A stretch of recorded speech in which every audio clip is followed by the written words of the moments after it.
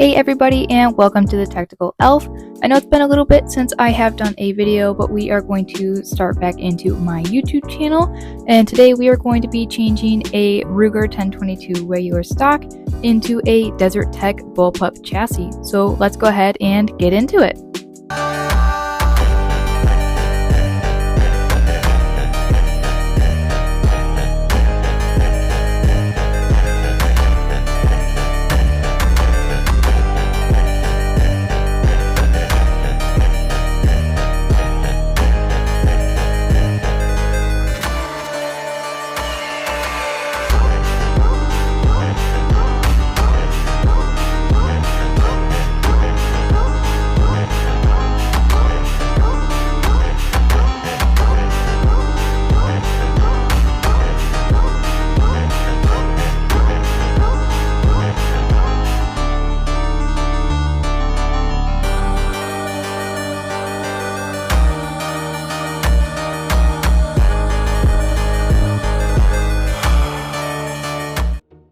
Alright, and the first step in changing out the stock into this new chassis is I am going to be removing the receiver and the barrel from the actual stock that it came with.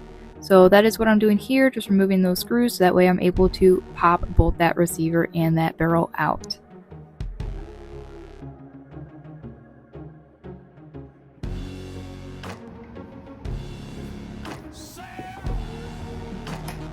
Alright, and here you can see that now that I have both those screws removed, I can go ahead and pop out that barrel and receiver. Now there are two pins that are within the receiver that kind of hold the bits together. This is what I'm going to be taking out. This one is a brand new Ruger 1022, and so those pins were in there a little bit. I did have to use a punch kit in order to get those out as they were kind of sticky. Usually with a older, broken in 1022, this process would be a little bit easier. This is brand new, straight from the box. It's never been shot or anything like that before. So they were a little bit sticky. You can see me kind of struggling with it, but we did end up getting those out in the meantime.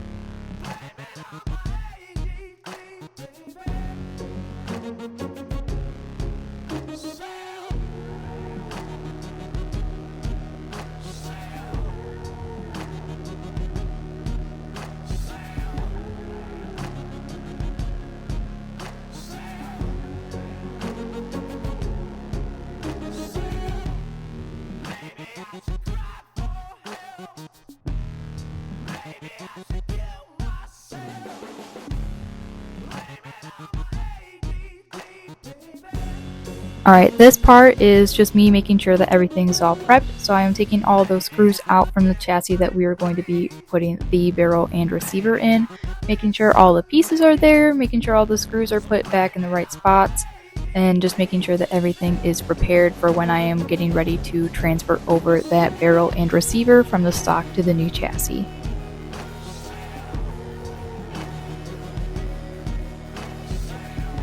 Alright, so I got that chassis all set apart. I put each of the halves on there so that way it's just prepared for me when I am ready to put the barrel and receiver in there and flip it over and put it back all together. You can see I'm still kind of having an issue with these pins. The mag release was also kind of giving me troubles here. So you can see I'm kind of trying to fix that, make sure it's all lining up properly so that way the barrel and receivers all put together. Right in here is where I'm getting ready to lay it in. Of course, I kind of forgot that there was a Picatinny rail on the top, so you will see here, I think it's the next clip, that I am going to take off that Picatinny rail, make sure it all fits in there. Yep, and here I am taking off that Picatinny rail. It does not fit, so just make sure you take that off before if you do end up wanting to do this with your Ruger 1022, which I highly recommend. It is pretty badass, but just make sure that you take that Picatinny rail off, and then it'll fit in there perfectly.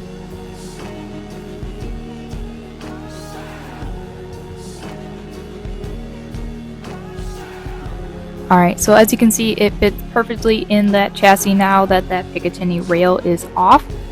You can kind of see in this next section here, I kind of put those pins in from the receiver. There is a nice little spot inside the chassis so it holds those and you don't lose them when you have it in this versus the actual 1022 stock that it comes with. And now since everything is all set, you can kind of tighten everything down. Real quick, part of it that I did not show in the video is there is a trigger pulling mechanism inside the chassis. since the actual trigger does not get used, it is hidden inside that stock. And so there is a mechanism on the inside of the chassis to where it goes from the chassis trigger all the way to the actual 1022 receiver's trigger. And so you need to make sure that that is all lined up properly. If any of you guys have questions or comments on how to do that, go ahead and drop them down below and I will make sure to respond to that, because it was a little confusing until you kind of figured out how it was supposed to lay out and fit within it. You can also practice dry firing with it just to make sure that when you do pull that chassis trigger, it does pull the actual trigger of the firing system as well.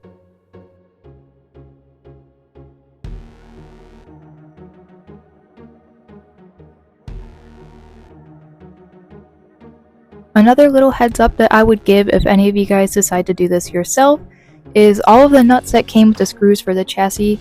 As soon as I put the screws back in to tighten it up, they did keep falling out on the other side. So you can kind of see how I hold my finger on the back of those holes that the screws go in, just to make sure that the nut does not fall out and I'm able to fully tighten it down.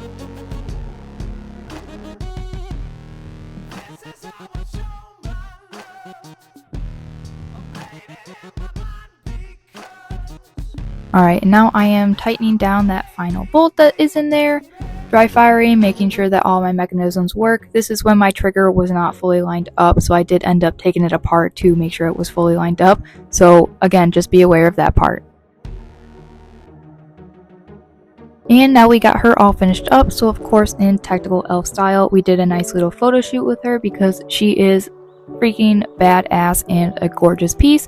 So highly recommend changing your 1022 into the DesertTech bullpup chassis. Hopefully you guys enjoyed this video and it helped out. If you have any questions and you decide to do this on your own, definitely feel free to drop some comments and I will get back to you on those. I will reach out. Make sure to follow, share, subscribe, and all of that stuff. Thank you for watching. This was the Tacticalelf.